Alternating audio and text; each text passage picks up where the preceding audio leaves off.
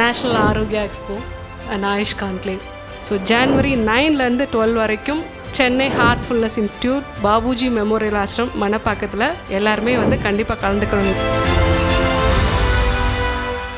இதே நீங்கள் சர்ச்சில் இருக்கிற ஒருத்தவங்களை பார்த்து இந்த மாதிரி கேள்வி கேட்பீங்களா? இல்லை ஒரு இது இஸ்லாமிய பண்டிகையில் இருக்கிற ஒருத்தவங்களை போய் பார்த்து இந்த மாதிரி கேள்வி கேட்பீங்கன்னா, அப்போ இந்துக்கள்னா உங்களுக்கு இலக்காரமாக போயிருக்கு. இந்த அளவுக்கு வார்த்தைகள் தடிமனாக யூஸ் பண்ணுற அளவுக்கு உங்களுக்கு யார் கொடுக்கறது இந்த அதிகாரத்தை தான் நாங்கள் கேட்குறோம். அதுதான் கேட்குறோம். இந்துக்கள்னா உங்களுக்கு அந்த அளவுக்கு இலக்காரம், இந்துக்கள்னா உங்களுக்கு அந்த அளவுக்கு வந்து திமுரு. இதுக்கு கண்டிப்பாக இந்துக்கள் வந்து 2026 வந்து உங்களுக்கு கண்டிப்பாக ஒரு தக்க பதிலடியும் பாடத்தையும் கொடுப்பாங்க. தமிழகத்தில் இருக்கிற இந்துக்கள் சோத்துல உப்பு போட்டு சாப்பிட்றீங்களா? நம்மள தமிழகத்தில் இருக்க இந்துக்களுக்கு சூடு சொரணம் இருக்கா? கோவிலுக்கு போகிற பக்தர்களை எவ்வளோ உச்சபட்ச ஆணவத்தோடையும் திமுரோடையும் நீங்கள் அணுகுறீங்கன்றதுக்கு வந்து சேகர்பாபு அவர்கள் பேசியிருக்கிறது. ஒவ்வொரு முறையும் கோவில்களுக்கு போகிறதுக்கு அப்பெல்லாம் அங்கே இருக்க பக்தர்கள் ஏதாவது கம்ப்ளைண்ட் பண்ணாங்கன்னா, நில்லு திருப்பதியில் போய் 24 மணி நேரம் நிற்பான், இவனுக்கு என்னென்னா அவன் வேணும் ஒருமையில் பேசுறது. சார் என்ன சார் இவ்வளோ நேரம் நிற்கிறேன், நான் இல்லை என்ன அப்போ அப்படின்னு ஒரு வயசானவங்களா இருந்தாலும் அப்படி பேசுறது. ஒருமையில் பேசுறதுக்கும் அவங்கள அவன் வேணும் பேசுறதுக்கும், சோத்த திங்கிறியா எதை திங்கிறேன்னு கேட்கறதுக்கும் உங்களுக்கு என்ன அதிகாரம் இருக்குது? உங்களுக்கு ஓட்டு போட்டு இன்றைக்கி வந்து உட்கார வச்சிருக்கிறதுனால, ஒரு அமைச்சராக்கி வச்சிருக்கிறதுனால நீங்கள் வந்து மக்களை பார்த்து இந்த கேள்வி கேட்பீங்களா? இதே நீங்கள் சர்ச்சில் இருக்கிற ஒருத்தவங்களை பார்த்து இந்த மாதிரி கேள்வி கேட்பீங்களா? இல்லை ஒரு இது இஸ்லாமிய பண்டிகையில் இருக்கிற ஒருத்தவங்களை போய் பார்த்து இந்த மாதிரி கேள்வி கேட்பீங்கன்னா, அப்போ இந்துக்கள்னா உங்களுக்கு இலக்காரமாக போயிருக்கு. அதுவும் எங்கே சுசீந்திரம் கோவிலுக்குள்ளே இருக்கிற பக்தர்களை பற்றி நீங்கள் இந்த கேள்வி கேட்குறீங்க அப்படின்னா, அப்போ இந்துக்கள் முழிச்சுக்கணும். அப்போ எந்த அளவுக்கு உங்களுக்கு வந்து ஒரு ஆணவமும் திமுறும் அதிகமாக இருக்குது அப்படின்னா, சோத்த திங்கிறோமா எதை திங்கிறோம் அப்படின்றத இவங்களுக்கு 2026 எலெக்ஷனில் உங்களுக்கு வந்து ப்ரூவ் பண்ணணும். பாரத் மாதா கி ஜெயன்னு சொல்றது கெட்ட வார்த்தையா?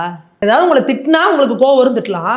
பாரத் மாதா கி ஜெயன்னு சொன்னா உங்களுக்கு ஏன் கோவம் வருது? இல்லை ஏன் கோவம் வருது சொல்லுங்க. அப்போ பாரத் மாதா கி ஜெயன்னு யாரும் சொல்ல மாட்டாங்களா? தமிழ்நாட்டில் அந்த கோஷம் முடிச்சதே இல்லையா? இதனா ஈவேரா, நீங்கள் சொன்ன மாதிரி ஈவேரா ஒருத்தர் தான் வந்து சுதந்திர தினத்தை கருப்பு தினம்னு சொல்லி கருப்பு கொடி காமிச்சவர். அம்மா வெள்ளக்கார ராணியம்மா உங்கள் காலை கழுவிக்கிட்டே இருக்கம்மா அப்படின்னு சொல்லி அவங்களுக்கு லெட்ரு போட்டவர். மித்தபடி இங்கே தமிழ்நாட்டில் தான் விடுதலை போராட்டத்துக்கான மிகப்பெரிய தலைவர்கள்லாம் உருவான இடம் இந்த தமிழ்நாடு. இங்கே பாரத் மாதா கி ஜெயவும் வந்தே மாதரமும் எல்லா இடத்துலையும் முழங்குச்சு. அப்போ நீங்கள் ஏன் பாரத் மாதா கி ஜெயன்னு சொன்னால் உங்களுக்கு ஏன் கோவம் வருது? எதுக்கு இது பண்ணுறீங்க? அந்த இடத்துல என்ன சிச்சுவேஷன் என்ன நடந்துனே தெரியாம அப்போ நான் சொன்னால் அதுக்கு நீங்கள் இந்த வார்த்தையை சொல்லுவீங்களா? நீங்கள் உங்களுக்கு சின்னவர் வாழ்க, சின்ன பகவதி வாழ்க, உதயநிதி ஸ்டாலின் வாழ்க, ஸ்டாலின் வாழ்க, இன்பநிதி வாழ்கன்னு சொல்லியிருந்தா அப்படி உங்களுக்கு பூரிப்பாக இருந்திருக்கும். அப்போ நாங்கள் என்ன சொல்கிறோன்னா, உங்களுக்கு இந்த அளவுக்கு வார்த்தைகள் தடிமனாக யூஸ் பண்ணுற அளவுக்கு உங்களுக்கு யார் கொடுக்கறது இந்த அதிகாரத்தை தான் நாங்கள் கேட்குறோம். பொதுமக்களை நீங்கள் வந்து இந்த அளவுக்கு உச்சபட்ச ஒரு ஆணவத்தோடு அணுகிறது எதனால? அதை தான் நாங்கள் திரும்ப சொல்கிறோம். ஓட்டு போட்டு உட்கார வச்சுருக்காங்க. நீங்கள் என்ன நினைக்கிறீங்க? காசு கொடுத்தா அவன் ஓட்டு போட போகிறான். அந்த மமதை தானே நீங்கள் எப்படி பேசிகிட்டு இருக்கீங்க? அப்போ அதனால தானே சோத்த திங்கிறியா வேறு ஏதாவது திங்கிறேன்னு சொல்லி கேட்குறீங்க. அதுதான் கேட்குறோம். இந்துக்கள்னா உங்களுக்கு அந்த அளவுக்கு இலக்காரம், இந்துக்கள்னா உங்களுக்கு அந்த அளவுக்கு வந்து திமுரு.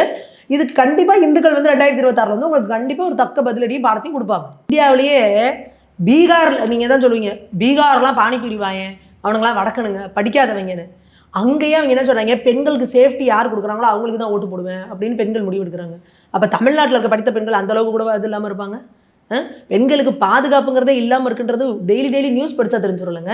இப்போ நீங்கள் என்ன நாடகம் ஆடுறீங்க? இந்தியா முழுக்க கொண்டு வந்து கொடுப்பாங்களா உங்கள் கையில்?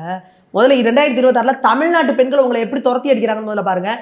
எலெக்ஷனுக்கு ஓட்டு கேட்டு போவாங்க பாருங்கள், அப்போலேருந்து ஆரம்பிச்சிடும். நீங்கள் எழுதி வச்சுக்கோங்க. ஓட்டு கேட்டு போகும்பொழுது எத்தனை இடங்களில் இவங்க துரத்தி அடிக்கப்படுறாங்க, எத்தனை இடங்களில் பெண்கள் இவங்களை கேள்வி கேட்குறாங்க, எத்தனை இடங்களில் இவங்க அவமானப்படுத்தப்படுறாங்கிறத நீங்கள் குறித்து வச்சுக்கோங்க. இதில் எழுதி வச்சுக்கோங்க. இன்னும் 3 மாதம் கழிச்சு நீங்கள் போடுவீங்க. அந்த அளவுக்கு வந்து அவ்வளவு கடுமையான அதிருப்தியில் மக்கள் இருக்காங்க. எங்கே பார்த்தாலும் டார்ச்சரு. நீ ஒத்துக்க கூட மாட்டேன்னா என்ன ஆட்சி நடத்திட்டு இருக்க? நீ முதல் தப்பு நடக்குதுன்னு ஒத்துக்கிட்டாதானே அதுக்கு சரி பண்ணுறதுக்காக நடவடிக்கை எடுப்பேன். தப்பே நடக்கலை நீ சொன்னீங்கன்னா அப்புறம் எப்படி அடுத்தடுத்த தப்பு நடந்துக்கிட்டு போகுமா இல்லையா? இதுதானே நாங்கள் கேட்குறோம். அப்போ நீங்கள் ஒருத்தன் திருத்தணியில் வந்து ஒருத்தன் வேலை பார்க்குறவனை வந்து அருவாவை எடுத்துகிட்டு போட்டு வெட்டுறான். திருப்பி திருத்தணிலேயே அதே மாதிரி இன்னொரு சம்பவம் நடக்குது. கோயம்புத்தூரில் ஒரு சம்பவம் நடக்குது. நீ என்னமோ காசாவுக்கு போயிட்டா கருப்பு வேலை துண்டை போட்டுக்கிட்டு காசாவில் என்ன பண்ணுறாங்க அப்படின்னு பேசிட்டு இருக்கீங்க. வங்கதேசத்தில் இந்துக்களுக்கு பாதுகாப்பு இல்லைங்கிறீங்க. தமிழ்நாட்டில் இங்கே எவனுக்குமே பாதுகாப்பு இல்லையா? தமிழ்நாட்டில் பெண்களுக்கு பாதுகாப்பு இல்லை, தமிழ்நாட்டில் வட மாநிலத்திலேருந்து வரவனுக்கு பாதுகாப்பு இல்லை, தமிழ்நாட்டில் குழந்தைகளுக்கு பாதுகாப்பு இல்லை, தமிழ்நாட்டில் பாடையில் போகிற கல்விக்கு கூட பாதுகாப்பு இல்லை. நீங்கள் என்ன காசாவுக்கு போய் பேசிட்டீங்க? கருப்பு வேலை துண்டை போட்டுக்கிட்டு கட்டாமட்ட துண்டை போட்டுட்டு போய் நிற்கிறீங்க. வெக்கமே இல்லாமல் நாங்கள் எல்லாரும் தெருவுக்கு வந்து நின்றுட்டு இருக்கோம். ஐயா என்னையா எங்கே பார்த்தாலும் செவிலியர்கள் போடுறாங்க, ஆசிரியர்கள் போடுறாங்க, இவங்க போக்குவரத்து ஊழியர்கள் போராடுறாங்க. எங்கே போராடல? ஜாக்டோஜியோ போராடுது. என்ன பண்ணிக்கிட்டு இருக்கிறீங்க? ஊனமுற்றவர்கள் போராடுறாங்க, அவங்கள இறக்கமே இல்லாமல் இழுத்து தள்ளி கைது பண்ணுறீங்க. என்ன மாதிரியான ஒரு கேவலமான அரசு! ஒட்டுமொத்த மீடியாக்களையும் மட்டுமே கையில் வச்சுக்கிட்டு நீங்கள் இன்னைக்கு வந்து ஒன்றுமே நடக்காத மாதிரி ஒரு சீன் போட்டுக்கிட்டு அப்படியே கடந்து போயிட்டு இருக்கீங்க. மக்களுக்கு எதுவும் தெரியாதுன்னு நினச்சிட்டு இருக்கீங்களா? இல்லை மக்கள் நியூஸ் பேப்பர் படிக்கிறது இல்லையா? முதல்வர் நியூஸ் பேப்பர் படிக்கிறது இல்லை, ஆனால் மக்கள் அன்னாடம் நியூஸ் பேப்பர் படிச்சுட்டு இருக்காங்க. இங்கே தமிழ்நாடு என்ன கேவலமான ஒரு ஆட்சி நடக்குதுன்னு பார்த்துக்கிட்டு தான் இருக்காங்க. அப்போ இவங்க எப்படி இதை வந்து மறைச்சு எல்லாம் பண்ணிட்டு இருக்காங்கன்றதையும் மக்கள் கவனிச்சுட்டு தான் இருக்காங்க. எங்களுக்கு அதுதான் புரியல. யாருக்கு ஆட்சி நடக்குதுங்க? யாருக்கு எதிராக வரதெல்லாம் நடந்துகிட்டு இருக்கிறாரு? எங்க கஞ்சா அதிகமா இருக்கு? மகாராஷ்டிராவில் தான் நிறைய வருதாமா மேம். ஓ, அதனால மகாராஷ்டிராக்கு எதிராக இங்கேருந்து நடக்கிறாராமா? அப்போ மகாராஷ்டிரா எங்க தாண்டி வர வழியில ஆந்திரா, கர்நாடகா, கேரளா இவங்களுக்கெல்லாம் தாண்டி அவங்க வீட்டிலலாம் அவங்க நாட்டிலலாம் அந்த பிரச்சனை இல்லை. மாநிலத்தில் இங்கே மட்டும் என்ன லட்சணமா இருக்கு? ஏன் உனக்கு சட்டம் ஒழுங்கு அந்த லட்சணமா இருக்கு? பக்கத்து ஸ்டேட்டுக்காரங்க கொண்டாந்து குப்பையை கூட்டிட்டு போகலாம், அங்கேருந்து அவன் எச்சி துப்பலாம் காரி, அவன் அங்கேருந்து இருக்கிற கழிவுகளை கொண்டாந்து கொட்டலாம். ஆனால் இங்கேருந்து கனிம வளத்தை அள்ளிட்டு போகலாம். இங்கே வந்து பார்டர்லாம் வந்து கதவு இல்லாத வீடு மாதிரி, எவன் வேணா நுழையலாம், திறந்த வீட்டுக்குள்ள எதுவும் நுழைஞ்ச மாதிரி எவன் வேணா நுழையலாம், எவன் வேணா போட்டுட்டு போகலாம். அந்த லட்சணமாக நீங்கள் இங்கே வந்து ஸ்டேட்டை ஆட்சி பண்ணிக்கிட்டு, நான் வந்து ஏற்கனவே விசிகால ஒருத்தர் ஒரு காமெடி ஒன்று பண்ணாரு, மது ஒழிப்பு மாநாடு அப்படின்னு பண்ணிட்டு ஒன்றிய அரசு இதுக்கு நடவடிக்கை எடுக்கணும். ஏ, மாநில பட்டியலில் இருக்குது அது. நீ பொது இதில் இருக்கிற கல்விக்கு வந்து நான் நீட்டாக இது பண்ணியே தீருவேன் அப்படின்னு வந்து நிற்பீங்க. பாரில் யார் பொறுப்பில் இருக்குது? டாஸ்மாக். நீங்கள் என்ன கொண்டு வாங்க. பீகாரில் அவர் என்ன பண்ணியிருக்காரு? நாங்கள் வந்து மது கிடையாது அப்படின்னு சொல்லியிருக்காருல நிதிஷ்குமார் அவர்கள். அது மாதிரி நீங்கள் சொல்லுங்கள். இங்கே இனிமேல் சாராயமே கிடையாது. சாராயம் இல்லாமல் அதுக்கு பதிலாக நாங்கள் வேறு என்னவோ அதை செய்வோம். நான் செய்வியா? 50,000 கோடி அவ்வளோதான். இப்போ முடிஞ்சு போச்சு. வருஷத்துக்கு 50,000 கோடி உனக்கு இங்கே வருமானம் வந்து போயிடுச்சு. கடன் போயிடுச்சு. 5 லட்சம் கோடியை தாண்டி போயிட்டு இருக்குது. இதில் அந்த வருமானமும் வரலன்னு வச்சுக்கோங்க, தலையில் துண்டை போட்டுக்கிட்டு இந்நேரம் ஒரு வழியை ஆக்கியிருப்பீங்க. இப்போ வைகோ அவர்கள் யாருக்காக நடைபயணம் போகிறாரு? வைகோ அவர்கள்ட்ட மைக்கெட்டி இந்த மீடியாக்கள் கேள்வி கேட்கணும். எங்கே இருக்க இந்த ஸ்டேட்டில்? தமிழ்நாட்டில். தமிழ்நாட்டோட முதல்வர் யார்? ஸ்டாலின் அவர்கள். எங்கே கஞ்சா புழக்கம் அதிகமாக இருக்குது? தமிழ்நாட்டில். எங்கே மாணவர்கள்லாம் குட்டிச்சவராய் நாசமாக போயிட்டு இருக்கான்? தமிழ்நாட்டில். நீ எந்த கூட்டணியில் இருக்கிற? திமுகவில் இருக்கிற. திமுக கூட்டணியோட தலைவர் யார்? ஸ்டாலின் அவர்கள் தான். அப்போ நீ யாருக்கு எதிராக நீங்கள் நடைபயணம் பண்ணுறீங்க? ஸ்டாலின் அவர்களுக்கு எதிராக தான். அந்த பயணத்தை ஆரம்பிச்சு வைக்கிறதே யார்? ஸ்டாலின் தான். அப்போ மக்கள் எல்லாம் நான் பைத்தியம் நினச்சிட்டு இருக்கீங்களா? எதுக்கு இந்த நாடகம்? நீங்கள் எதுக்குங்க நடைபயணம் போகிறீங்க? உங்களுக்கு கீழே தான் காவல்துறை இருக்குது. காவல்துறை கூட்டு ஏன்னா லட்சமாக ஆட்சி நடத்துறீங்க. இந்த ஏரியாவில் எது திருத்தணியில் இப்படி பிரச்சனையாக இருக்குது. எங்கே பார்த்தாலும் ஸ்டூடெண்ட்ஸ் எல்லாம் பண்ணுறோம். எல்லா ஸ்கூலை சுற்றி இருக்கிற 2 கிலோமீட்டர் சரௌண்டிங்கில் வந்து ரைடு போங்க. ஸ்கூலுக்கு வாசலில் இருக்கிற பொட்டி கடையில் கஞ்சா மிட்டாய் வைக்கிறாங்க. எத்தனை இடத்துல ரீல்ஸ் போடுறாங்க பசங்க. என்ன பண்ணுறீங்க காவல்துறை? ரீல்ஸ் போட்டு அந்த திருத்தணியில் நடந்த சம்பவமே அவன் ரீல்ஸ் போட்டு ரீல்ஸ் வைரல் ஆகி அதுக்கப்புறம் பொதுமக்கள் கம்ப்ளைண்ட் கொடுத்தா காவல்துறை கவனத்துக்கு போகுது. அப்போ எவன் கொலை பண்ணானா அவனே வெட்டி ரீல்ஸ் போடுவான், வெட்டிட்டேன் பாருடான்னு. அதுக்கப்புறம் நீங்கள் போய் துரிதமாக நடவடிக்கை எடுத்து அவனை பிடிப்பீங்க. இதான் அவங்க டக்கா.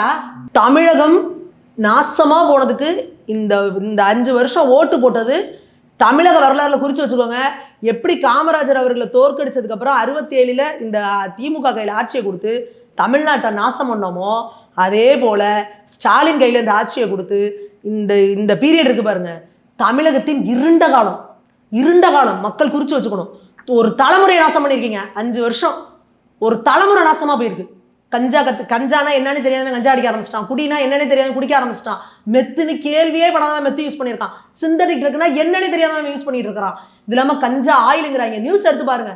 டெய்லி 1 கோடி ரூபாய்க்கு கஞ்சா, 9 கோடி ரூபாய்க்கு கஞ்சா ஆயில், அங்கே பிடிச்சோம் இங்கே பிடிச்சோம் பிடிக்கிறது. இப்படின்னா இது இல்லாமல் தலைவிரித்து ஆடுதுன்னா அப்போ எப்படி இவ்வளோ பெரிய புழக்கம் வருது? ஏன்னா மிகப்பெரிய இந்த சிந்தட்டிக் ட்ரக்கோட அந்த மெத்து அப்படிங்கிறதோட ஒரு கிங் பின் யாரோட இருந்திருக்கான்? திமுகவோட தலைமை குடும்பத்துக்கூட க்ளோஸாக இருந்திருக்கான். அப்போது அவன் இங்கே எந்த அளவுக்கு பண்ண வேலைகளோட விளைவு தான் இன்னைக்கு. இன்னும் எத்தனை வருஷம் ஆகுமோ இந்த விஷத்தை நம்மகிட்ட இருந்து எடுக்கன்னு தெரியல. நீ குடியில் இருக்கிறவனை மீட்டு எடுத்துடலாம். இந்த கஞ்சா ட்ரக்கு இது மெத்துக்குள்ளே போனவனை அவன் வெஜிடபிள் மாதிரி, அவன் ஒரு அனிமல் மாதிரி. நம்ம வீட்டு பிள்ளைய நம்ம கண்ணு இருக்கிற பறி கொடுத்துட்டு நிற்போம்.